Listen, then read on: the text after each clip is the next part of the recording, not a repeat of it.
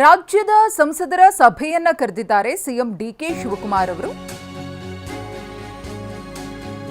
ಸಂಸತ್ ಅಧಿವೇಶನದ ಹಿನ್ನೆಲೆಯಲ್ಲಿ ಸಂಸದರ ಜೊತೆ ಸಭೆ ನಾಳೆ ಸಂಜೆ 6:30ಕ್ಕೆ ಕರ್ನಾಟಕ ಭವನದಲ್ಲಿ ಸಭೆ ನಡೆಯುತ್ತೆ. ರಾಜ್ಯದ ಬಾಕಿ ಉಳಿದಿರುವ ಯೋಜನೆಗಳ ಕುರಿತು ಸಂಸದರ ಜೊತೆಗೆ ಚರ್ಚೆಯನ್ನ ಮಾಡಲಿದ್ದಾರೆ.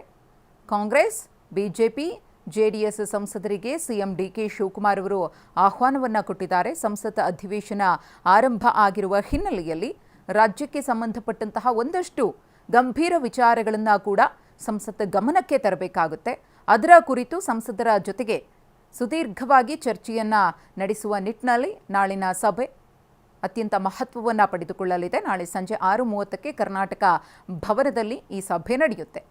ರಾಜ್ಯದ ಬಾಕಿ ಉಳಿದಿರುವಂತಹ ಯೋಜನೆಗಳ ಜೊತೆಗೆ ಎಲ್ಲ ಪಕ್ಷದ ಸಂಸದರ ಜೊತೆಗೆ ಸಿಎಂ ಡಿಕೆ ಶಿವಕುಮಾರ್ ಅವರು ಚರ್ಚೆಯನ್ನ ಮಾಡಲಿದ್ದಾರೆ.